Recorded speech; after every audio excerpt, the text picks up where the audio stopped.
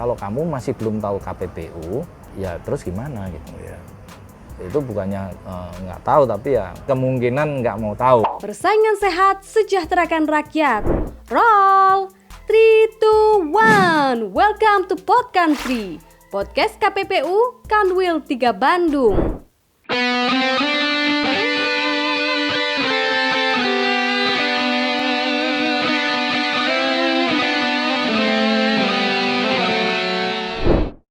Oke, sobat kompetisi, dimanapun Anda berada, kembali lagi kita di Pod Country, podcast KPPU Kanwil 3 Bandung.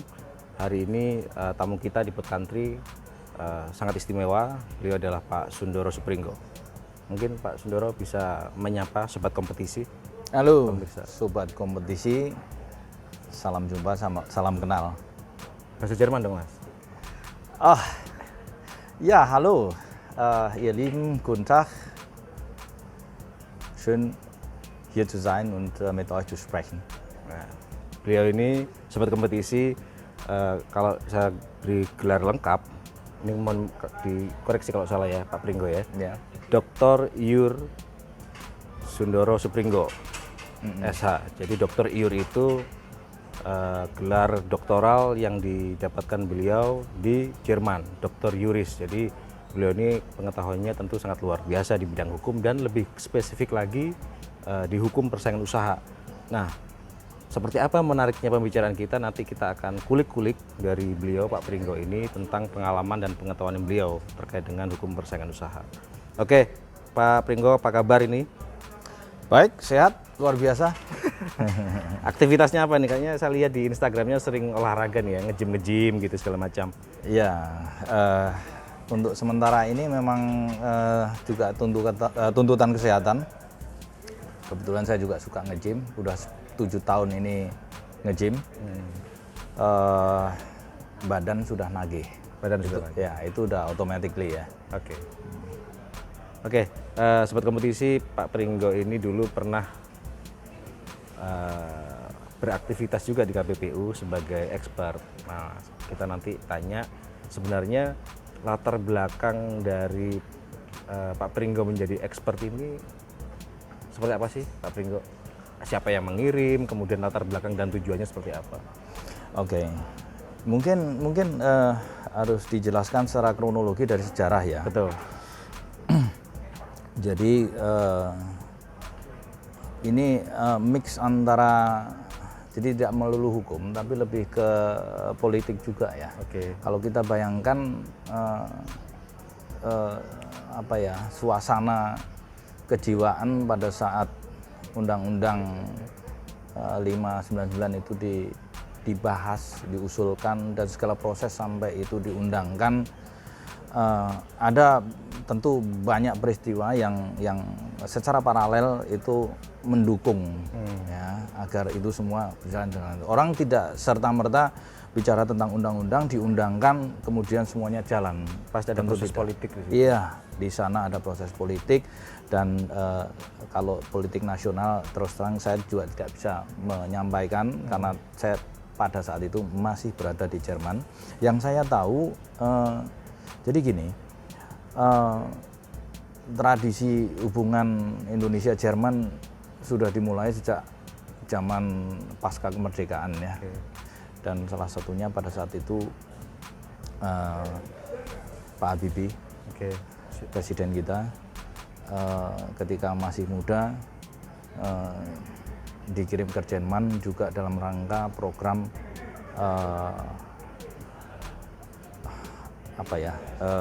program pengembangan generasi lah ya. Dan salah satu fokus yang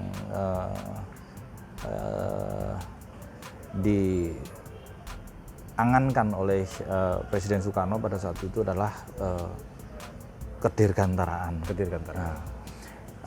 Secara umum pada saat itu konektivitas atau image bahwa teknologi masa depan pada saat itu adalah Jerman Barat. Nah, ada banyak cerita di situ yang kita sebenarnya juga bisa baca ya. Nah, tapi intinya begini, bahwa Presiden Habibie sebagai alumni Jerman atau dididik ini Jerman, punya banyak network. Ya. Sehingga ketika beliau menjadi tokoh utama di negara ini, dan kebetulan pada saat itu adalah saat reformasi, Presiden. ada kebutuhan untuk asistensi, ya menurut saya sih wajar bahwa Salah satu pilihannya salah adalah Jerman. satunya adalah otomatis Jerman dulu, gitu ya. So pada saat itu di Jerman pun juga begini, kita bisa membayangkan masih banyak generasi-generasi yang berkuasa saat itu adalah just shake hand and you have agreement gitu. Jadi namanya trust itu tidak harus berbelit-belit, orang cukup telepon aja, gitu, ya. Misalnya Bundeskanzler Kohl, wir brauchen Hilfe, misalnya. Aduh kan tuh. Kalau beliau ini 13 tahun di Jerman. Jadi sobat kompetisi. Jadi ini ada agak Jermannya. Kalau yang dulu tamu-tamu kita itu kan masih Inggris ya. Ya bisa lah. Pak ini Jerman men. Ya agak. Oh ya maaf. Tadi nggak sadar. Jadi intinya gini. Bapak Helmut Kohl, kami perlu bantuan. Pak Helmut kalau nggak salah Prime Minister ya waktu. Kansler Jerman pada saat itu yang berkuasa saat itu. Ya ini cerita dari Profesor Carter ya. Ya. Saya baca di blognya beliau begitu. Nah dari situ kemudian Bundeskanzler Kohl menelpon Profesor Carter. Profesor Carter ini pada saat itu barusan selesai dengan proyek asistensi untuk implementasi anti monopoli di Rusia, di perbantuan di sana. Oke. Beliau ini adalah salah satu ketua atau kepala Bundeskartelamt di akhir tahun 70-an sampai kalau tidak salah sampai awal 90-an ya. Bundeskartelamt Jadi ini cukup lama. KPPU-nya Jerman. KPPU-nya Jerman. Orang luar biasa. Tidak hanya secara keilmuan, tidak hanya secara experience, tapi juga network.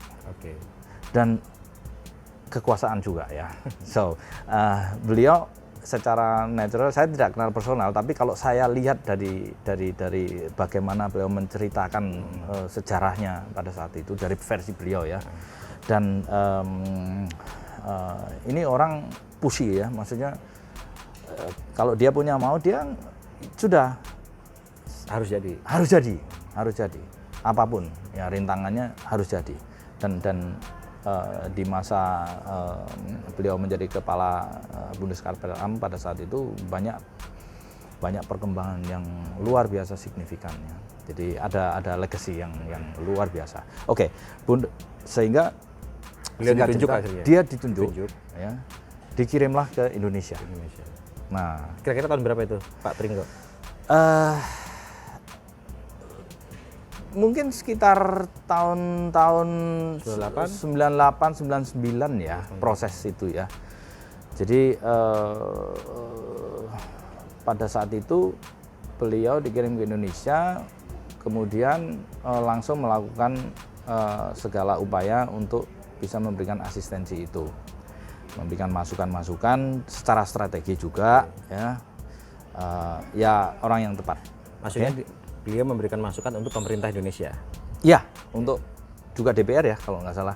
Tapi sebagai namanya juga masukan, advisor ya, tidak terserah. mengikat. Ya, gitu, tidak mengikat. Dalam kerangka itu, otomatis kan perlu pendanaan ya. Nah, sehingga ya namanya orang punya banyak network, dia akan mengerahkan segala upaya itu, termasuk juga berbicara dengan pihak yang tepat untuk memberikan bantuan sehingga ini bisa berjalan ya. Nah, pembiayaan pertama pada saat itu terus terang saya tidak tahu detailnya, tapi ada campur tangan juga dari GTZ sehingga mereka menciptakan atau membangun satu program asistensi yang pertama GTZ ini apa, Pak? GTZ ini adalah German Technical Corporation, sekarang German International Corporation. Artinya ini lembaga swasta atau pemerintah? Jadi GTZ ini adalah badan, dia bentuknya PT tapi nirlaba. Oke. Yang sepenuhnya dimiliki oleh pemerintah Jerman. Oke. Nah, dia adalah pelaksana segala kegiatan kerjasama seluruh dunia. Oke. Dan dia bukan satu-satunya, tapi yang terbesar. Terbesar. Ya, so pendanaan dari GTZ ini bisa dari Kementerian Luar Negeri, bisa dari Kementerian Kerjasama Internasional. Semacam BNZ. lembaga donor gitu ya, bisa dibilang gitu? Lembaga donornya mungkin kalau dalam konteks ini adalah BMZ. Itu adalah kementerian khusus untuk kerjasama internasional. Ya, lembaga donor bisa juga Kementerian Luar Negerinya Jerman karena dia ada pot untuk itu. Nah, yang ditunjuk adalah GTZ. Dia lembaga pelaksananya. Ya. Nah, GTZ ini melaksanakan itu sehingga konteks kerjasamanya adalah technical cooperation, bukan financial cooperation. Technical cooperation yang di-deliver, yang di... Tapi ini bisa dianggap G2G nggak sih? Itu G2G. ya? Oh iya, itu G2G. Tentu ada proses inilah antar negara ya. Ada GTZ tadi. Ya, kita langsung GTZ. Teknik barang jadinya aja. Ya. GTZ. GTZ ini karena technical cooperation ya dia mempersiapkan segala sesuatu termasuk pendanaan, merekrut expert-expert yang ada dan seterusnya dan seterusnya. Ya. Nah, pihak beneficiary misalnya di Indonesia. Biasanya sih Bappenas. Oke. Ya. Bappenas baru menunjuk Kementerian lembaga teknis terkait. Misalnya. Yes, itu prosesnya. Nah, jadi pada saat itu proyek pertama Pak Samuel Siahaan menjadi advisor nasional. Ya. Mewakili GTZ ya? Sebagai koordinator. Waktu itu langsung dengan tim leadernya GTZ ya. Oke. Nah, dia yang kayak apa ya, mungkin pelaksana lah ya gitu. Tapi secara umum ya di Indonesia? Secara umum di Indonesia. Aja. Khusus untuk kerjasama dalam rangka perbantuan ini ya, dengan Profesor Carter ya. Oke. Bukan yang lain. Terkait dengan Undang-Undang 5 tahun 99 maksudnya ya? Yes. Itu ya. Pak Samuel Siahaan? Iya, pada saat itu yang pertama. Dia yang memfasilitasi dengan Profesor Carter dan sebagainya. Nah, singkat cerita, setelah itu Undang-Undang 599 disahkan. Nah, kemudian ada banyak hal disahkan iya, tapi lembaganya gimana? Oke. Nah, lembaga pada saat itu kan baru aktif, efektif tahun sekitar 2000 ya. Oke. Dengan segala ceritanya lah ya. So, nah tujuan dari proyek pertama pada saat itu fase pertama adalah membantu advisor untuk sampai aktivasi undang-undang. Ya. Begitu disahkan sudah selesai dan KPPU dibentuk. Ya. Tentu ada batch pertama yang untuk komisioner ya. Betul. Nah, mereka juga diasist untuk belajar memperdalam lagi ya. Bagaimana sih sebetulnya dalam prakteknya. Nah, otomatis kan ya orang apa ya dibilang belajar apapun lah namanya, tapi yang jelas ada best practice. Oke. Ya, betul. Kita nggak perlu belajar dari awal, kan nggak mungkin juga gitu. Lihat aja, biar aja mereka cerita banyak best practice. Kalau begini bagaimana? Apakah itu terkait organisasinya? Apakah itu terkait dengan pekerjaannya, substansinya? Bagaimana menerjemahkan undang-undang itu dalam kasus-kasusnya? Penerapannya bagaimana? Argumentasinya bagaimana? Ya semua masih baru ya. Gitu. Saya bisa membayangkan. Nah. Selesai itu, proyek selesai, ada permintaan lanjutan dan permintaan lanjutan dari siapa ini yang minta pemerintah? Ada pemerintah, ya. Soalnya kan KPPU sudah berdiri kan secara organisasinya. Sudah. Tapi permintaannya dari KPPU atau dari pemerintah? Atau dari pemerintah. Dari pemerintah. Ya internalnya biasanya kan dari lembaga kan. Ini nggak cukup nih, kita masih lagi perlu ini dan sebagainya. Dan ada banyak pesan-pesan legacy juga dari Profesor Carter untuk melanjutkan itu. Karena pada saat itu kan oke, KPPU sudah berdiri, ya sudah mulai bekerja. Nah, tapi kan ya juga nggak cukup. Ini kan masih di-develop juga gitu. Betul. Belum lagi nanti gempuran-gempuran dari protester dari pihak Kan pelaku kaget ya, usaha. masih pelaku Kaget usaha, juga. masih kaget. Soalnya ada rezim baru ya. Persis. Nah, juga terkait dengan bagaimana mengembangkan satu lembaga, ya, belajar dari lembaga yang lain, bukan sekedar dari expert universitas atau apapun, tapi kerjasama dengan badan-badan yang mirip dengan KPPU, Competition Authorities di negara-negara lain. Ya. Bagaimana pengalaman mereka, bagaimana ini, nah itu otomatis harus bikin network kan. Nah, network regional, network internasional. Nah, itu kan semua perlu pembiayaan untuk lembaga yang masih baru. Kan rasanya kan agak berat ya gitu. Bahkan punya ide aja kadang-kadang Oke. Setelah ada yang pertama sudah selesai, kemudian batch yang kedua prosesnya seingat saya sekitar 3 tahunan lah ya.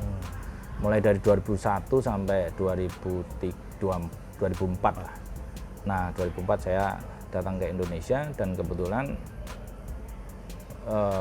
barang itu masih belum matang, ini yang batch kedua. Tapi dari pihak komitmen kedua belah pihak sudah ini. Nah, saya pada saat itu masih bekerja untuk kerjasama Kadin Indonesia Jerman, bekerja sama dengan Kadin Indonesia. So saya ditarik, kebetulan mereka memerlukan semacam expert ya, untuk bisa menggolkan, untuk bisa melaksanakan project ini. Ya, saya dari awal pada saat itu untuk batch kedua, termasuk konsep proposalnya saya yang bikin, kemudian menghubungi pihak-pihak yang terkait, stakeholder yang ada, menyelenggarakan FGD-nya, meminta masukan-masukan dari banyak expert Indonesia. Jadi masuk ke KPPU Pak Pringgo ini sekitar tahun 2004 atau itu masih dalam konteks konsultan, masih belum. Masih belum. Itu mulai 2005 lah. 2005. Ya, 2006 saya sudah ketika sudah difikskan, ya, proposal sudah disetujui oleh pemerintah Jerman. Kemudian kita launching. Nah, itu 2006. 2006 ya, salah satu kontribusi dari pihak partner biasanya ada co-finance ya. Itu menyediakan kantor.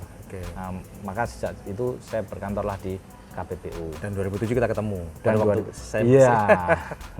Jadi masuk berkantor di KPPU itu resminya tahun 2006 ya, Pak Pringgo ya? 2006 ya. 2006 ya. 2006 itu sudah mulai.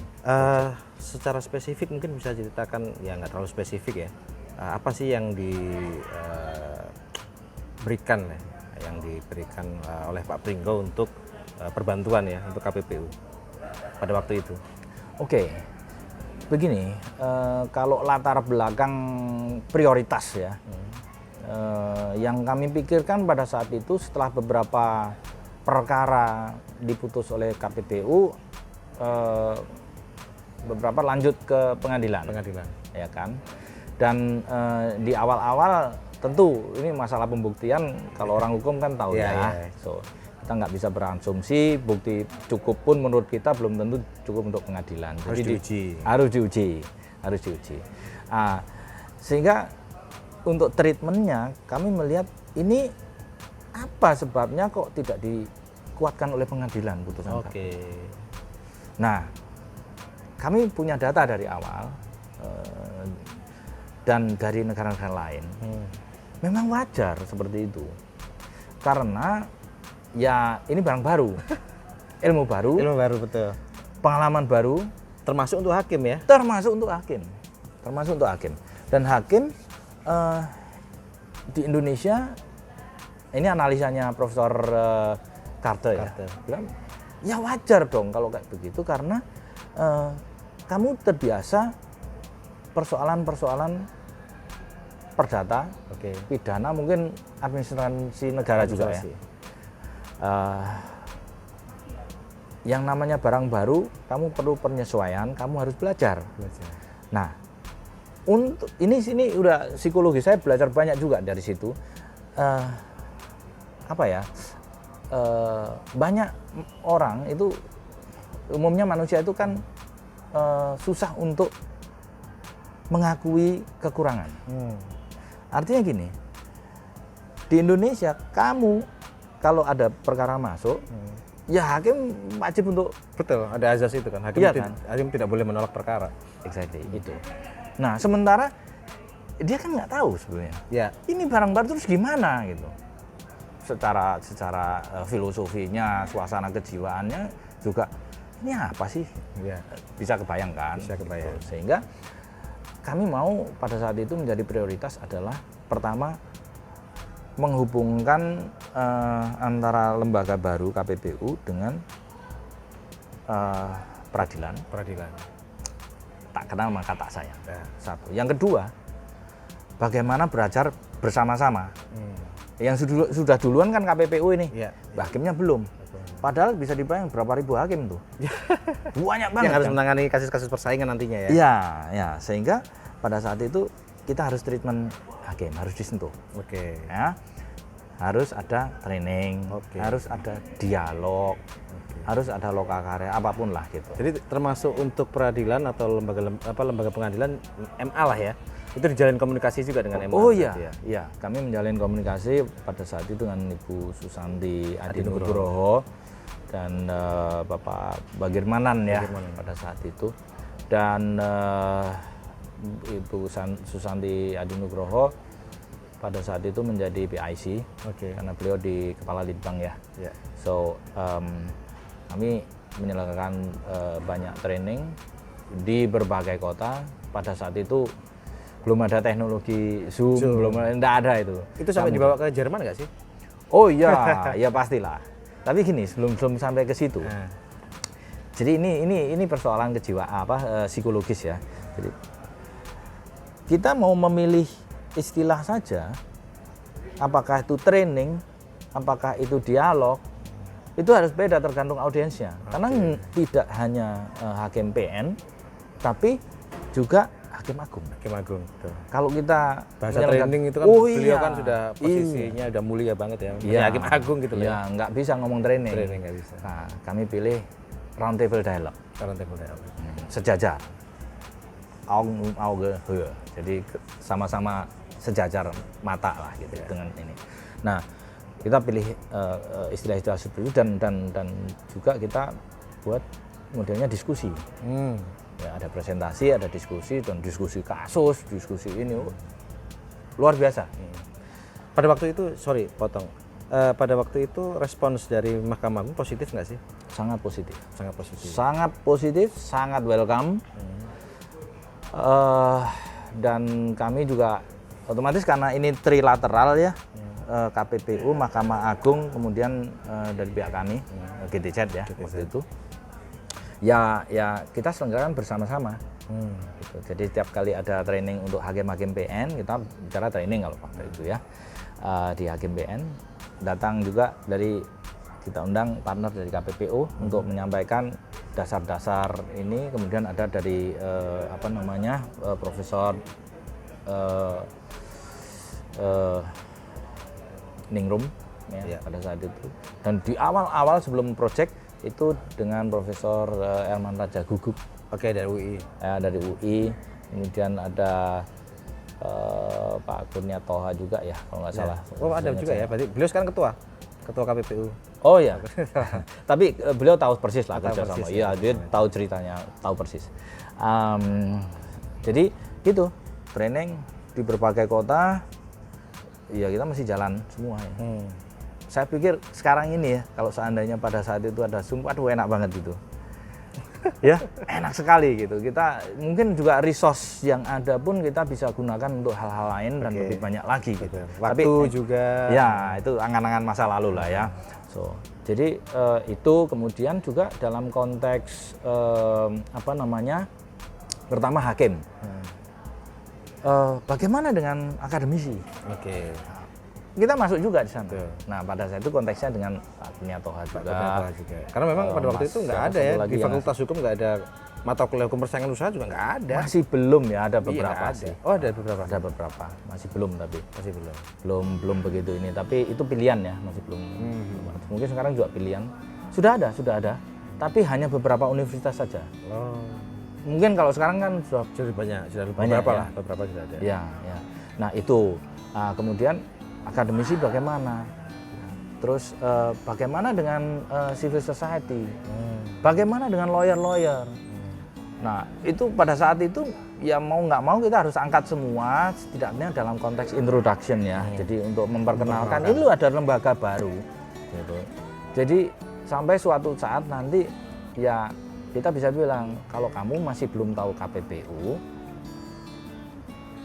ya terus gimana gitu ya. Itu bukannya kamu nggak tahu, tapi ya kemungkinan nggak mau tahu Ya, gitu ya. Mohon maaf gitu, tapi Karena memang ada undang-undangnya juga ya. itu dan saya rasa sih campaign KPPU menurut pengamatan saya sudah cukup intensif ya. Cukup intensif. Udah ini udah hampir 20 tahun ya. Ya, kemarin ulang tahun kita Pak Pringgo. Iya, Ke-20. iya. Oke. Jadi gitu. So, oke. Hakim, kemudian akademisi, kemudian civil society, kemudian dari sisi lawyer. Dari sisi lawyer hanya beberapa kali training saja di Jakarta pada saat itu karena gini, lawyer itu atau kelompok lawyer itu bisa dibilang mereka punya dana lah ya, kuat lah untuk membiayai sendiri, untuk belajar sendiri, kursus atau whatever lah gitu. Jadi sehingga kelompok-kelompok yang itu lawyer tidak masuk dalam kelompok marginal ya kalau dibilang ya. Jadi bantuan itu memang harus digunakan, diterapkan untuk yang membutuhkan. Yes, itu. Nah, kemudian kita orientasi begini. Hakim sudah, KPPU sudah, ini. Nah, kita mulai memperkuat begini.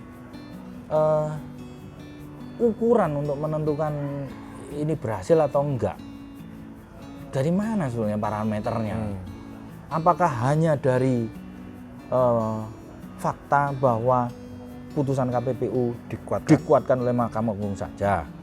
Ya, menurut saya pada saat itu enggak begitu. Itu salah satunya. Tapi di sisi lain yang tahap keduanya adalah kualitas dari putusannya. Nah, kualitas putusan yang baik adalah kalau kita mau baca kan parameternya apa aja. Tapi buat saya begini, ketika itu diuji secara objektif, ya, itu secara formalnya bersih, secara materialnya bersih, secara pembuktiannya juga bersih, jadi enak semua pihak untuk menerima putusan itu. Ya kalau masih ada yang ngeyel ya mungkin namanya juga proses, semua orang bolehlah melakukan itu ya. Nah itu juga aspek akademisi. Sudah tahu semua ini, sudah ya, kita udah bikin training.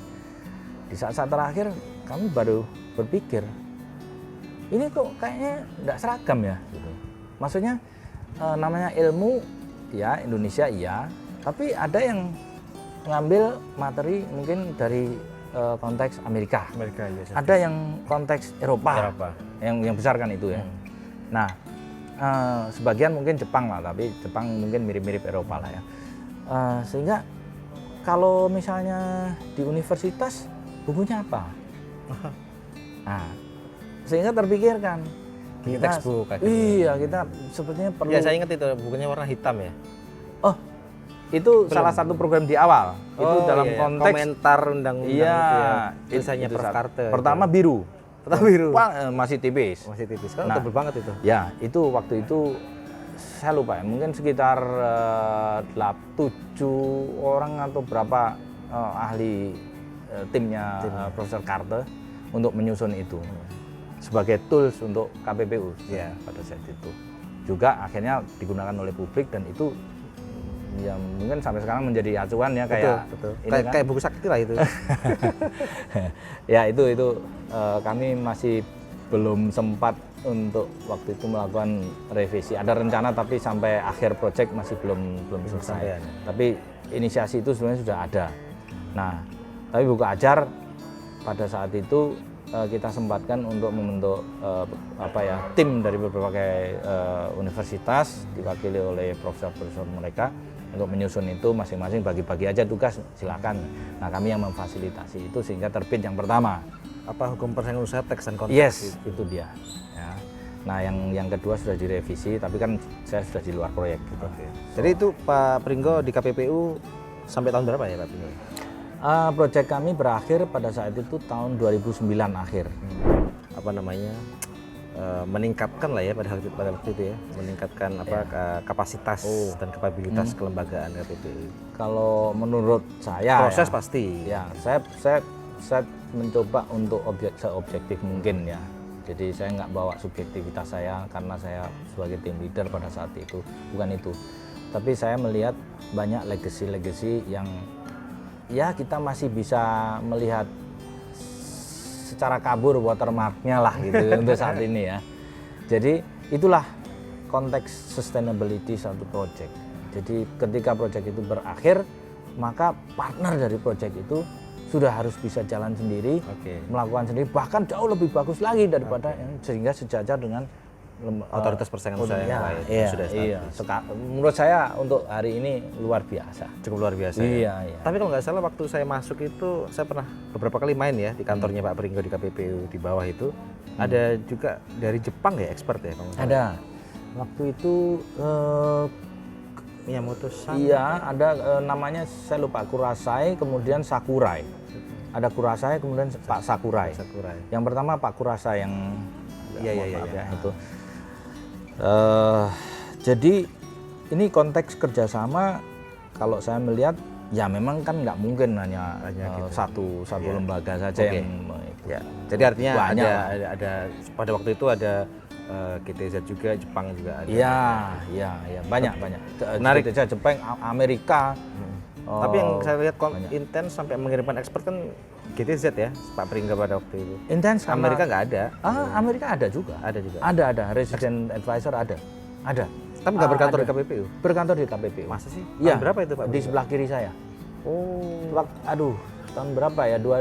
Sebelum 2009 lah.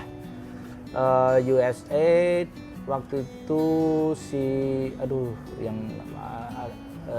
Pak David orang dari US FTC, kemudian Carlson yang ibu itu, dua orang itu yang saya kenal. Tapi sebelum itu selalu ada. Ya. Oke, menarik sobat kompetisi. Tadi saya ibaratnya dibawa ke belakang nih ya, sejarah KPPU berdiri, kerjasamanya dengan khususnya pihak pemerintah Jerman yang dalam hal ini diwakili oleh GTZ. Oke Pak Pringgo.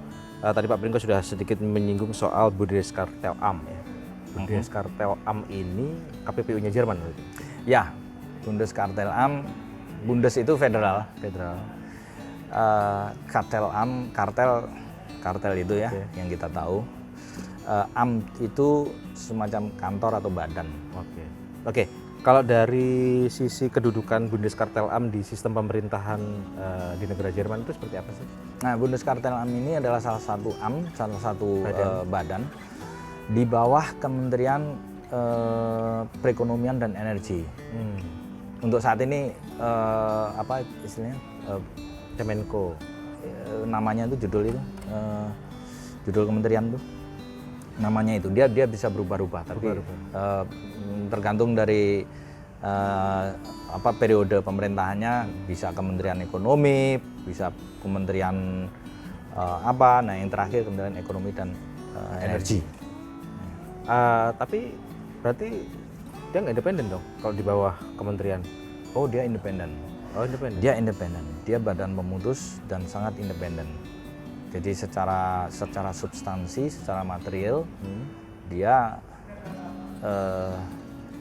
independen. Jadi tidak ada istilahnya pesanan ini pesanan itu. Ya apalagi enggak ada itu. Enggak, kalau sebagai kantor itu dia kepalanya kepala kantor, Bundeskartelamt. Kepala. Itu yang mengangkat pemerintahan, misalnya kanselir kah, atau misalnya ada campur tangan DPR. Nah, contoh misalnya untuk KPPU ya. KPPU itu kan dipilih ada berjenjang gitu. Iya. Ada pansel dari pemerintah, kemudian hasilnya dibawa ke DPR untuk dipilih nama-nama yang terpilih oleh DPR gitu. Iya. Kalau di Bundeskartellamt seperti apa? Tentu ada proses alur untuk pengajuan, pemilihan dan seterusnya itu ada prosesnya. Kalau yang menunjuk itu sendiri saya nggak begitu yakin ya, tapi kalau dari konteks bahwa itu di bawahnya menteri, ya otomatis menteri menunjuk. Tapi menteri juga tidak sekedar dari perut, saya mau nunjuk kamu, kan nggak begitu. Karena ada proses politiknya pasti. Dan yang saya ketahui Andreas Mund yang sekarang sudah ASN ya kalau salah sekarang. Ya, dan beliau sudah mungkin lebih dari 10 tahun ya, 11 tahun lebih. Secara karir ya dia kan dari kementerian ya, mulai dari asesor, kemudian diperbantukan atau gimana ya bertugas, kemudian tahun 2000 kalau tidak salah beliau masuk ke Bundeskartellamt ya, sudah mulai dan menjadi investigator lah istilahnya ya, kayak anggota badan pemutusnya. Tapi nah kemudian menanjak terus karir. Pak Pringgo tadi bilang Bundeskartellamt independen. Independennya ini dalam hal seperti apa nih pengertian independen? Ya independensi secara substansi ya pasti. Oke. Jadi pelaksanaan tugas dan kewenangannya dia Iya, dalam arti yang sepenuhnya. Kalau sekarang kalau di Indonesia itu kan begini. Pada saat itu kan diskusinya kan gimana kamu bisa independen kalau secara budget kamu tergantung dari kementerian. Kan problemnya kan itu kan. Nah, kalau di Jerman ya setahu saya itu kan sistemik ya. Jadi apa ya, tuduhan-tuduhan semacam itu juga tidak sembarang gitu. Kalau misalnya ada orang yang berani menuduh seperti itu, dia pasti akan diminta lu buktinya apa gitu. Buktinya apa gitu. Parameternya apa? Iya. Jadi tidak asbun gitu. Ya. Meskipun dalam konteks politik ya, tapi tetap itu ungkapan-ungkapan politisi yang tidak bisa dipertanggungjawabkan secara ini, dan itu membawa mudarat ya untuk satu lembaga, itu dengan mudah itu akan menjadi serangan balik yang dahsyat itu seperti itu. Kalau tidak bisa mempertanggungjawabkan Oh iya, tadi. iya. Oke, jadi konteks itu Bundeskartellamt ini independen dalam pelaksanaan tugas dan kewenangannya. Nah, iya. Pertanyaannya, Bundeskartellamt ini bisa mutus perkara nggak sih? Oh bisa. Seperti KPPU gitu? Oh ya, seperti KPPU. Dan dia adalah lembaga administrasi juga. Oke. So sehingga Administratif judges gitu? Iya, bukan judges. Dia adalah badan, dan badan ini bertugas untuk ya sama juga seperti sini ya, mengawasi dan melaksanakan untuk memastikan bahwa undang-undang itu berjalan dengan baik. Ya, kalau secara filosofinya ya untuk menjaga agar yang namanya kompetisi, persaingan di pasar itu jangan sampai diintervensi oleh pihak-pihak yang bukan berwenang. Kalau negara jelas dong dalam rangka regulasi untuk ini alat negara boleh. kan? Iya. Tapi kalau misalnya dari pelaku usaha, misalnya dari pelaku usaha yang punya posisi dominan, punya kekuatan pembiayaan, ya kan nggak fair jadinya gitu kan. So dan itu sama lah. Jadi bisa mutus. Bisa mutus. Putusannya bisa inkrah juga. Putusannya bisa inkrah kalau diterima. Kalau tidak terima, kalau tidak terima, pelaku usaha bisa mengajukan keberatan. Oke. Sama dengan KPPU dong ya? Sama seperti KPPU, mengajukan keberatan, bukan ke PN tapi kalau di sana karena strukturnya, alurnya adalah ke pengadilan tinggi. Pengadilan tinggi. Nah, pengadilan tinggi ini juga cuma satu aja untuk mengajukan keberatan, itu adalah pengadilan tinggi OLG Düsseldorf. Ya, karena itu adalah wilayah kewenangan atau negara bagian di mana si Bundeskartellamt ini kantornya berada. Nah, itu secara undang-undang sudah ditentukan seperti itu. Keberatan diajukan ke OLG Düsseldorf. Pengadilan tinggi Düsseldorf. So, setelah itu kalau misalnya diputus masih belum puas juga, ya silahkan naik lagi langsung kasasi ke Mahkamah Agung. ke Mahkamah Agung. Agungnya. Jerman. Ya, namanya Bundesgerichtshof. Ya, Mahkamah Agung Jerman sudah diputus di sana.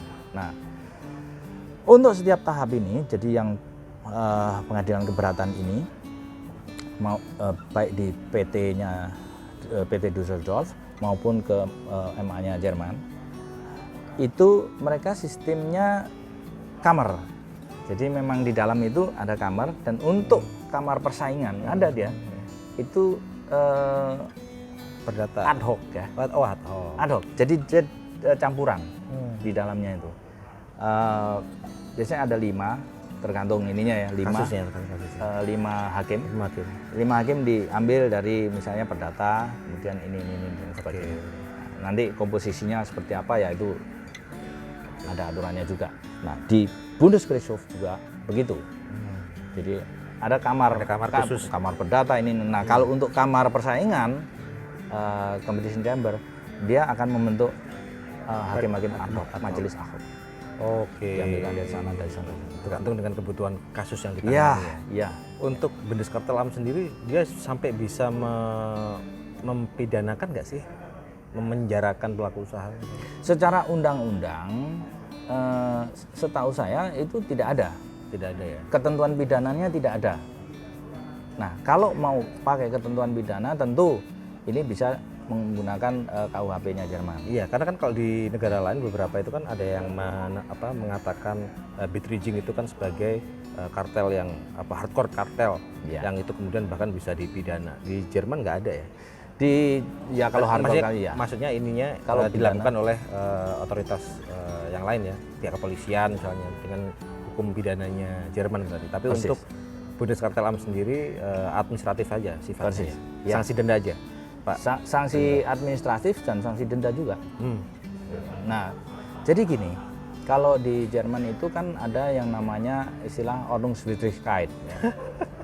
Jadi Ordnungswidrigkeit ini sebenarnya pelanggaran ketertiban. Apa? Ordnungswidrigkeit. Widrigkeit itulah ya. Bayern München, Leverkusen.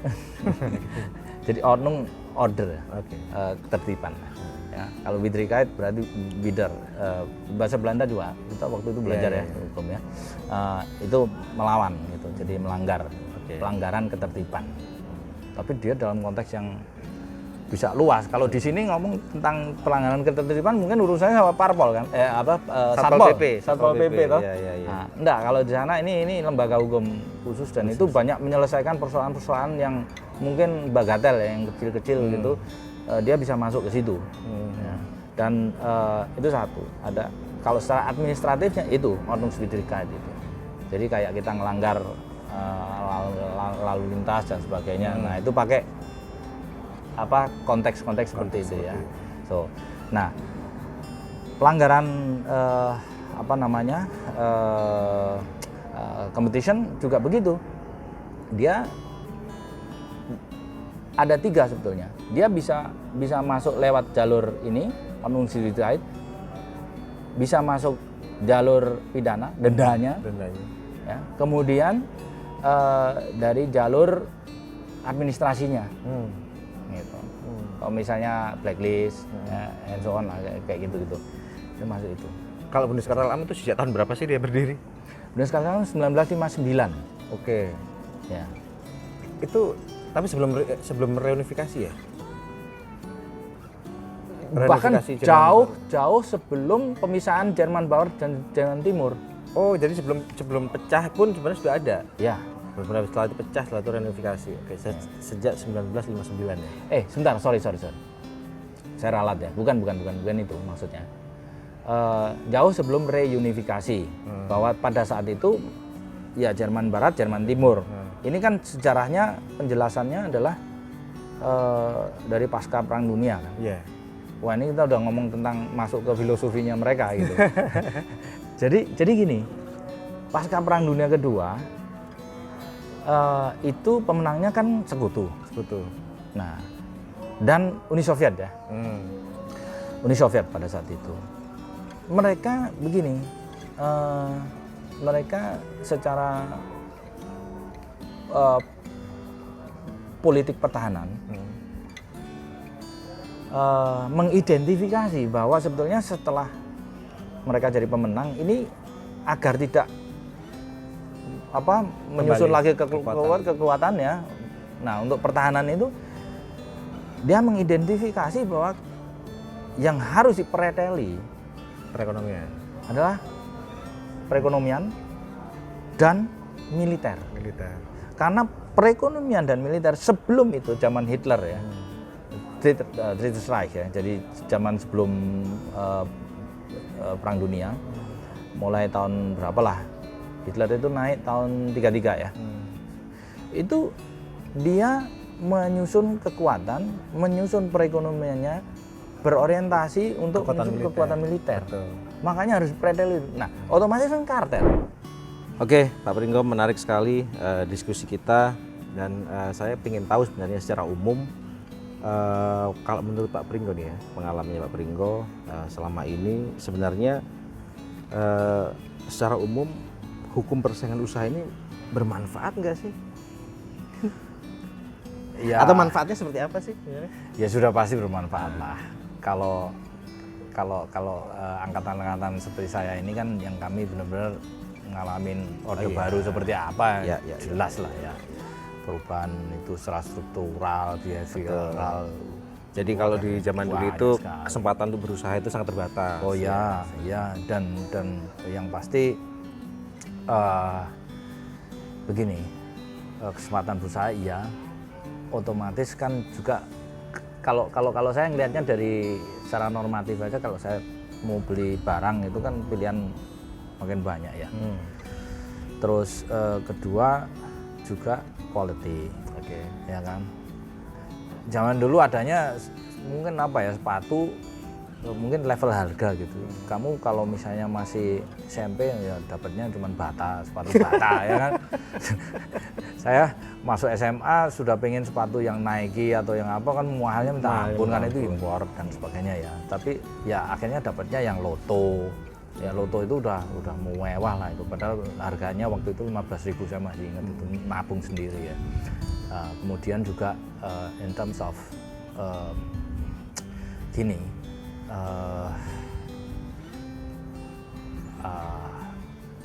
pilihan-pilihan, kualitas, harga jauh lebih transparan ya, lebih beragam juga, lebih beragam, lebih transparan, kita mau ambil yang mana gitu. Ya kalau maunya yang mewah-mewah ya otomatis kamu mesti spending agak tinggi, tapi setidaknya yang secara fungsional, yang penting kaki nggak lecet, nggak panasan dan lumayan awet ya. Ini nggak ngomong sepatu ya, makanan juga begitu ya. Saya pikir di berbagai cabang usaha maupun kelas produk hari ini kita menikmati ya, konsumen menikmati keragaman ya, dan opsi. Yang paling penting gini, dulu itu ini saya suka sekali gitu, tiap kali ditanya apa manfaatnya, dulu yang bisa terbang ya itu orang-orang yang kalangan behave lah gitu ya. Terus terang saya itu baru pertama kali terbang tahun 91 itu langsung ke Jerman ya. Pertama kali itu terbang, dan itu pun saya pakai Ceko Airlines ya. Ceko Airlines harganya masih ingat tuh 425 US dollar, nggak tahu dolarnya berapa lah pada saat itu, masih 2000-an lah. 2000-an ya. Itu sudah yang paling murah ya. Tapi yang saya mau katakan adalah boro-boro ngelencer gitu ya. Ngelencer ini maksudnya piknik wisata. Nah, ngelencer, saya dulu kalau ke Jakarta nggak ada itu ceritanya terbang gitu.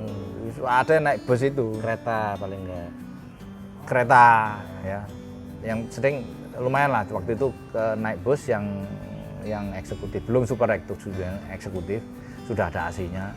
Tapi saya ingat lebih dari 14 jam waktu itu. Dan itu bus ya yang sudah lumayan nyaman. Naik kereta pada saat itu juga sama, tapi tidak senyaman bus kan. Naik kereta, saya pernah tuh pas hari raya pulang naik kereta, itu namanya duduk aja nggak bisa. Iya kan. Jadi saya berdiri. Nggak, masuk aja nggak bisa itu, jangan-jangan. Wah, perjuangan. Masuk dapat pas di tangga naik itu Berdes. ya, terus ditutup, nggak ada jendela, kacanya nggak ada. Sudah itu seharian 24 jam. Jakarta Malang. Oke. Jadi gini, kalau sekarang ya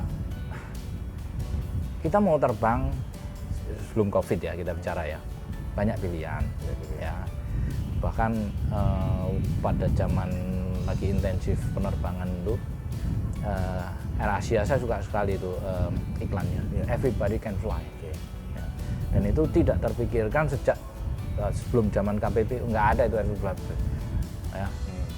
Anybody, nggak ada itu. Ya. Jadi artinya sekarang konsumen, aja. masyarakat, bahkan kalangan biasa pun itu bisa menikmati atau mengakses moda transportasi berbasis pesawat terbang tadi ya. Nah itu berarti bisa dianggap sebagai salah satu kiprahnya KPPU. Oh absolutely, karena mungkin waktu itu masih konteksnya belum penegakan hukum, tapi karena di awal masih advokasi. Kalau nggak salah ya. itu Konteksnya advokasi. Advokasi ya. betul. Nah, saya ingat itu. Tapi saya belum di Indonesia, tapi saya membaca memang mengikuti dan itu menjadi tonggak kalau bisa dibilang prestasi ya KPPU untuk satu lembaga baru yang ya kekuatannya apa sih? Iya, karena baru lah. Kamu gampang sekali, masih baru sikat udah bisa jadi tinggal nama lagi gitu kan. Tapi ini bisa bertahan ya. Bisa bertahan dan pada waktu itu bisa sampai mengeksersis industri penerbangan sehingga itu kan akhirnya pelaku usaha yang di luar yang sudah existing bisa masuk kan. Oh iya, iya. Otomatis sehingga bisa bersaing, ada yang menyediakan tarif yang lebih kompetitif lah ya bahasanya. Iya, dan bukan murah juga, saya nggak mau juga pakai bahasa murah kompetitif, tapi kompetitif. Dan yang paling penting adalah begini, itu pasar yang mati suri ya, begitu dibuka plek, ya memang ada persaingan, ada urusan keamanan dan sebagainya lah, tapi itu kan argumentasi yang berbeda lagi. Betul. Tapi intinya gini, begitu itu dibuka, apa istilahnya Floriat, itu mengembang gitu ya, pasarnya itu menjadi besar, banyak pemain masuk. Apa efeknya? Ini kan daya kontrol ekonomi. Iya betul, mengungkit. Ujung-ujungnya apa? Banyak lapangan pekerjaan tercipta, banyak pendapatan. Pariwisata growth. Waduh, luar kan? biasa itu. Kalau misalnya katakanlah orang nggak akan berpikir untuk katakanlah ke Labuan Bajo karena biayanya tinggi, ya kan?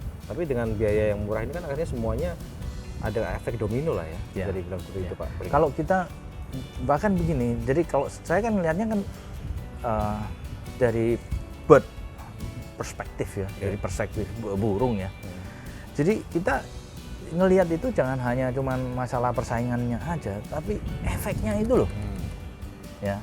Makanya kalau filosofi yang saya baca ini kalau dulu waktu dasar-dasar ininya, sebetulnya kenapa harus ada persaingan itu? Karena yang harus dilindungi adalah mekanisme perekonomian ini. Roda perekonomian ini jangan sampai diintervensi untuk kepentingan tertentu. Ya terutama untuk ini ya, kalau untuk kendali ekonomi dan sebagainya dari aspek negara tapi jangan sampai orang gara-gara dia punya pegang pasarnya ini, punya posisi dominan terus dia bisa ngatur, nggak bisa gitu, nggak bisa begitu ya. Nah, itu esensinya kan di situ. Kenapa begitu? Ya perekonomian otomatis kalau berfungsi ya itu akan terus mengangkat terus pertumbuhannya kan terus naik. Kan itu terus. Ya. Dan itu tidak hanya satu sektor aja, semua kan chain supply chain semuanya lah terdampak lah dengan satu. Itu yang harus dijaga sebetulnya. Nah ini mindset seperti ini yang harusnya maksudnya bisalah diangkat gitu ya. Jadi bisa dianggap yang untuk industri penerbangan ini sebagai salah satu success story, story KPPU ya. Ya. Saya ingin tanya juga nih sebenarnya terkait dengan bagaimana Pak Pringgo melihat kiprah KPPU saat ini. Kalau yang di industri penerbangan kan itu kalau tidak salah terjadi sekitar tahun awal-awal 2000-an ya. 2003 atau 2004, 2005. Iya, itu yang merubah. Nah, sebelum itu, penerbangan sebelum itu. Nah, yang kekinian lah kalau Pak Pringgo melihat kiprah KPPU selama ini seperti apa sih? Kalau daily ini saya nggak ngikuti terus terang, sudah agak lama karena fokus ke ini lain, tapi saya mengikuti dari berita. Juga beberapa kawan gitu ya, yang kebetulan juga lawyer yang masih handle persoalan-persoalan yang terkait hal ini. Kalau dilihat secara efek, clear lah. Kita nggak perlu berdebat, itu harus diapresiasi. Ya. Dan 20 tahun itu kalau ibarat manusia itu kan Remaja lah ya. sudah lewat remaja ya. Mau major ya, sudah major. mulai ini ya, kalau secara keperdataan 1 tahun lagi dewasa. Dewasa, ya. ya, dewasa. Tapi maksud saya dari konteks kekuatan, dari konteks body and mind ya, itu masih menuju optimal sampai kalau secara tubuh, kesehatan, kekuatan sampai 25 tahun lah ya. Nah, jadi testosteronnya masih tinggi sekali Masih gitu, tinggi sekali. ibaratnya ya. So sehingga ini kekuatan ini tetap harus dijaga, dibangun ya, dan prestasi atau kegiatan yang selama ini sudah dilakukan arahnya udah jelas kok ya. Nah, yang menurut saya yang perlu dijaga sebetulnya gini, fungsi KPPU ya, kalau kita bicara normatif ya bisa dilihat di undang-undang lah, tapi buat saya begini, dia harus menjaga mekanisme roda perekonomian itu ya, dari intervensi siapapun lah gitu ya. Yang kedua,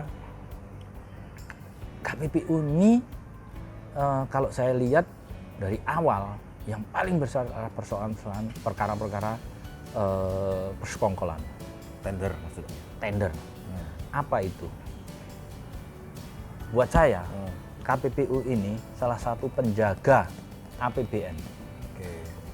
Fungsi ini yang selama ini tidak pernah diangkat. Oke. Tapi kalian sudah lakukan semua. Jadi KPPU sudah melakukan itu. Banyak kasus, nggak tahu sekarang bahkan mungkin 70-80% itu kan. statistiknya paling besar memang kasus sih, persekongkolan tender. gitu. Nah, itu kan satu poin, plus poin yang orang mungkin nggak menyadari itu gitu. Betul. Ya. Dan efeknya begini. Ketika ada persoalan tender diuji lagi oleh KPPU ya, dan sebagainya. Ini kan ada efek psikologis. Betul. Orang nggak sembarangan seperti itu, enak aja giliran gitu, arisan siapa dapat apa. Hari ini kamu dapat, next kamu janjian kayak begitu kan. Come on ya, ini duitnya Negara. seluruh bangsa ini. Loh, kita semua kan bayar pajak juga gitu loh. Duitnya kan dari duit pajak. Ya, kita harus apa ya, maksudnya ini perlu diperjelas, perlu diangkat juga gitu. Jadi artinya KPPU Fungsi. berperan untuk menjaga efisiensi Oh, iya. penggunaan anggaran APBN itu. Yes, faktanya seperti itu kok. Gitu loh. Nah, ini kan satu apa ya? Kalau kita mau cari prestasinya yang selama ini nggak pernah dicetuskan, Publikasi cetuskanlah sebagai penjaga APBN. APBN. Nah, luar biasa. Iya kan? Iya, betul. So, Karena memang ketika ada kasus persekongkolan tender kan pasti akan terjadi inefisiensi penggunaan anggaran yang ujung-ujungnya Iya. merugikan persis, masyarakat pada umumnya. persis. Nah, persis. kemudian kalau dari sisi internal KPPU nih atau eksternal KPPU Pak Pringgo, apa yang harus diperbaiki dalam konteks kinerja KPPU misalnya, atau dari sisi regulasi? Apakah kemudian regulasi yang saat ini ada itu perlu diperbaiki atau masih relevan gitu untuk digunakan? Kan undang-undangnya kan 99. Oh ya, begini, kalau secara undang-undang apa ya istilahnya untuk pembangunan hukum ya, dalam konteks itu ya itu udah kekuasaannya DPR lah Dan pemerintah lah. Tapi pemerintah kan sudah ya sekarang kan sebenarnya bolanya sudah beberapa tahun ini kan ada di DPR, dan secara pengalaman ini udah bertahun-tahun molor. Saya terus terang udahlah itu jadikan itu bahasan yang lain. Tapi yang saya mau sorotin di sini sebenarnya secara internal kualitas KPPU, ya lebih ke situ aja, yang visible aja deh gitu, low hanging fruit ya. Nah, Perkom sudah bagus ya, struktur ya sebagian itu pasti akan terkait dengan undang-undang. Tapi Undang-Undang 5 selama ini kan juga tidak menentukan struktur KPPU harus begini, begini, gitu kan. Nah, yang saya selama ini masih merasa gamang itu mengenai apa ya istilahnya political influence, ya apapun bentuknya lah. Apapun bentuknya dan kita tidak bicara secara detail ya, itu nggak perlu itu juga, tapi independensi secara politikal juga. Karena buat saya begini, di belakang politisi pasti adalah pengusaha, Ada kepentingan. ya. Nah, apa namanya, itu yang perlu dijaga. Untuk membuktikan kita tentu tidak ini ya, tapi saya melihatnya begini, dari proses rekrutmen aja yang di DPR gitu ya, itu kan otomatis ini kan proses politik. Nah, kalau pemilihan komisioner selama ini selalu melalui politik begini, menurut saya ya agak sulit untuk berbicara mengenai independensi. Ya. Yang kedua begini, masalah struktur di dalam ya. Jadi sekretariat mungkin bisa ya untuk meringankan itu. Saya nggak tahu sekarang anggotanya berapa. Komisioner. Secara keseluruhan. Secara keseluruhan sekitar hampir 500 ya, 500-an pegawai. Oke, investigator hampir, kalau investigator nggak terlalu banyak. Investigator berapa kira-kira? Investigator itu mungkin hanya sekitar nggak sampai 100 ya. Nggak sampai 100, berarti lumayan dong, agak banyak itu. Tapi dengan lingkup yang sangat luas kan dibagi, ada 6 kantor wilayah. Oh oke. Oh itu Jadi masuk kan, ya. iya, masuk Iya. Nggak, maksud saya begini, biar agak fokus. Saya nggak tahu apakah itu bukannya copy paste, tapi kita bisa ngelirik Jerman itu. Oke. Ya. Untuk benchmarking ya. Iya, untuk benchmarking. Ya, idenya kalau dibuat seperti itu ya, itu kan akan meringankan investigator juga. Seperti apa maksudnya itu? Yang melirik Jermannya itu maksudnya dalam hal apanya? Dalam hal strukturnya. Struktur. Jadi Ada divisi-divisi khusus. Iya, ada divisi-divisi pemutus istilahnya lah. Nah, itu adalah majelis kecil. Oke. Sesuai dengan sektor usaha, karena di situ nanti akan bisa lebih fokus. Kalau kamu sudah biasa menangani persoalan produk akan ini, lebih expert. Ya, lebih expert. Misalnya di bidang membangun lebih ini. bidang farmasi, jadi setiap ada kasus farmasi dia pasti lebih well known lah dibanding ketika dia nanganin secara umum gitu. Jadi ada spesialisasi gitu maksudnya. Ada spesialisasi seperti itu. Dan ya otomatis pembagian tugas akan lebih efisien kalau misalnya kalau sekarang ini kan harus komisioner sidang. Tiap kali harus komisioner seolah-olah. Nah, mungkin ada kombinasinya gitu. Ya, itu yang mesti dipikirkan gitu. Sehingga komisionernya pun juga tidak sekedar duduk di situ dan membaca doang begini, tapi dia juga ngerti sebetulnya apa yang dia ini gitu. Jadi kalau yang di Jerman itu dia tahu, kamu mau tanya ini, dia bisa menjelaskan dari A sampai Z gitu. Iya. Karena dia memang menangani dan menekuni itu. Yang saya mau katakan sebetulnya arahnya nanti adalah kualitas putusan. Dan itu dibangun dengan spesialisasi tadi. Iya. Bahwa itu kan butuh tenaga yang gede banget itu, Pak Bri. Di Jerman sekarang kita bayangkan kalau mereka punya 12 divisi pemutus plus yang 3 yang khusus untuk tender, ya mungkin di sini kan nggak perlu 12 yang itu, sebenarnya kan sebagian besar untuk tender, memang perkaranya banyak itu, ya. Terus sisanya dibagi, kan gitu. Jadi tinggal masukan aja lah ya, masukan untuk KPPU supaya paling nggak bisa melirik Jerman lah. Bagaimana caranya itu dimodifikasi sesuai dengan apa yang bisa dimodifikasi. Ya kemungkinan juga kalau mau melirik yang lain-lain yang Australia, itu cuman kan menurut saya begini. Ini kalau country spesifis, ya,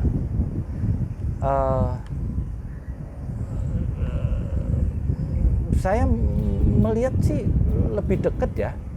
Kalau secara ide gitu, sistemnya Jerman lumayan ini ya. Rasional gitu loh. Tapi memang mirip Jerman kok. Kalau kita lihat di undang-undang jadi sistemnya kan kita lihat mirip. Ini kan Jerman banget sebenarnya. Ya, jadi intinya adalah arah ke itu tadi. Masih mirip kualitas putusan itu tadi. Ya. Kalau kemarin saya baca tentang ini ya, putusan kartel sapi ya. kan PK-nya ditolak oleh Mahkamah Ya. Agung ya. Nah, artinya apa? Sekarang eksekusinya gimana gitu? Ya, itu yang secara media saya nggak bisa membaca. Sebetulnya berapa orang yang sudah diputus dan inkrah yang bayar? Oke. Memang betul-betul. Kalau yang saya ikuti Nah. ada beberapa yang sudah bayar malah. Nah, Ada oke. karena yang mengajukan PK pun nggak semuanya. Karena kalau nggak salah jumlah terlapor di kasus itu ada 32. Dan yang mengajukan PK itu nggak semuanya. Karena ada beberapa yang sudah membayar. Ya, itu untuk kate sapi. Maksud saya itu untuk setiap kasus yang pernah ditangani dan sudah diputuskan dan inkrah yang harus bayar. Eksekusinya gimana? Eksekusi. Apakah sudah bayar semua nih atau masih ada yang nyantol? Ya, Atau gimana? jadi informasi juga untuk Pak Pringgo, Ya. sudah ada perma baru. Perma baru yang membahas mengenai eksekusi. Sekarang eksekusi dilakukan oleh PN langsung. Oke. Sudah ada. Kalau dulu kan nggak clear. Ya. Dulu kan hanya sebatas unmanning aja ya. Iya. Tawar Ya. dan segala Oh, macam. bagus. Oke. Kalau sekarang ada perma baru itu yang melaksanakan eksekusi PN, ya. pengadilan negeri. Iya. Itu yang paling baru, perma yang paling baru. Ya. Yang membahas salah satunya mengenai eksekusi. Jadi kan itu kan memang kalau kita yang berkecimpung di dunia hukum persaingan usaha misalnya KPPU kan Iya. selalu salah satu yang menjadi bahasan kan soal eksekusi. Setelah putusan inkrah eksekusi Iya. gimana nih Iya. gitu. Nah, Iya. nah, sekarang ada perma baru Iya. yang membahas soal eksekusi dilakukan oleh pengadilan negeri sekarang. Saya pikir ada satu topik lagi sebetulnya. Tapi mungkin ini masih musik masa depan ya. Jadi begini, ini juga terkait dengan perlindungan konsumen. Oke. Ya. Nah selama ini secara undang-undang Terpisah. memang Ya, terpisah. ada undang-undang 5, ada undang-undang 8. Ya, dan bersamaan kan Bersamaan, 99 betul. kan. 99 juga. Nah, 99. Loh, lah yang ini kok dia bisa ya Oke. istilahnya 20 tahun kelihatan merubah Oke. apa ya? Perekonomian negara lah kalau mau dibilang begitu. Struktur behavioral manusianya juga sudah berubah. Sementara yang satu lagi jualan di tempat ini. Undang-undangnya sebenarnya cukup komprehensif, perlindungan konsumen. Saya melihat dia tetap kalah saingan dengan solusi perdata. Nah, orang kebanyakan menggunakan 1365 BW Oke. ya oleh mata ketat. Nah, beberapa kasus ya ada dia menggunakan undang-undang 8 itu. Tapi maksud saya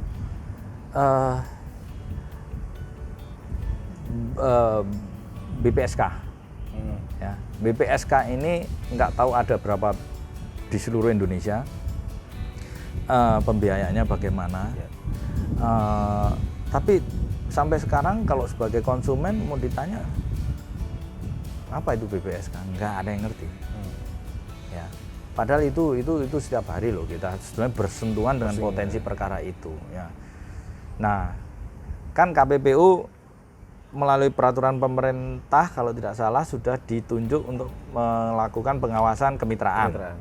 PP 17 2013. Nah, setidaknya tapi ini bukan ranahnya KPPU ya, tapi maksud saya harusnya ada dong orang punya ide gitu. Kenapa nggak KPPU aja disuruh diberikan semacam kewenangan juga untuk menyelidiki menangani kasus perlindungan konsumen gitu maksudnya. Ya. Oke, itu masukan ya sobat kompetisi. Konkretnya seperti apa ya orang masih diskusi. Tapi setidaknya daripada ini jalan di tempat kita punya undang-undang yang bagus, komprehensif, ya. Tapi tidak ada yang membantu gitu loh. Sementara kalau apa ya, maksudnya mungkin kalau persoalan yang remeh-temeh nilainya kecil dan sebagainya mungkin nggak menarik gitu. Tapi ada sebetulnya yang sifatnya itu komunitas gitu yang dirugikan banyak, apakah itu dana haji yang waktu itu ya, bukan dana haji maaf, yang travel itu umroh ya, yang kayak gitu ya, yang itu kan khalayaknya banyak banget yang dirugikan ya. Nah sementara orang sepertinya juga nggak tahu ini solusinya seperti apa, kan kasihan gitu. Ya. Banyak masyarakat yang nggak tahu seperti itu. Nah, Jadi ya concernnya Pak Pringgo untuk perlindungan konsumen juga harusnya lebih ada perhatian lah ya. ya, Supaya karena ini kan menyangkut hajat hidup orang banyak juga. Oke, sobat kompetisi, ini diskusinya menarik, cukup panjang, banyak insight, banyak pencerahan yang diberikan oleh beliau Pak Pringgo. Mungkin Pak Pringgo bisa memberikan semacam closing statement lah untuk sobat kompetisi. untuk sobat kompetisi, saya rasa ya kita open minded aja. Intinya kita sama-sama belajar, sama-sama membuka hati pikiran kita untuk mendukung lembaga yang sudah ada, ya. Juga untuk memberikan pencerahan sejauh kita tahu, mendukung dengan statement-statement yang apa ya istilahnya membangun, Konstruktif. ya, konstruktif dan berbasiskan pengetahuan yang Dapat dipertanggungjawabkan. secara objektif dapat dipertanggungjawabkan. Kalau untuk sobat kompetisi yang kebetulan juga lawyer, ya wajar lah gitu ya. Saya pikir ini it's only a job, it's only sistem, dan jangan baper gitu. Ya. Itu aja. Ya betul. Kita dukung lah semua. Ya, terima kasih. Saya ini ya sangat mendukung sih. Ya, terima kasih. Sobat kompetisi, tadi kalimat terakhir itu saya jadi teringat nih ketika beliau mengatakan bahwa ini cuma pekerjaan, ya jangan baper. Karena apa? Saya ini pernah bertemu beliau dalam satu kasus head to head di dalam persidangan. Beliau menangani satu kasus terlapor dan saya mewakili KPPU sebagai investigator penuntut. Keras banget pada waktu itu kasusnya ya, Pak Pringgo ya. Kita berdebat luar biasa keras, tapi ya tadi beliau luar biasa dari punya ini hanya soal pekerjaan dan jangan baper. Oke, terima kasih Pak Pringgo atas waktunya. Semoga sehat selalu di masa pandemi COVID. Demikian sobat kompetisi, pemirsa Pod Country, podcast KPPU Kanwil 3 wilayah Bandung. Nantikan video-video Pod Country berikutnya. Wassalamualaikum warahmatullahi wabarakatuh. Terima kasih. Terima kasih. Indonesia, merah darahku, putih tulangku, bersatu dalam semangatmu, kebiasaan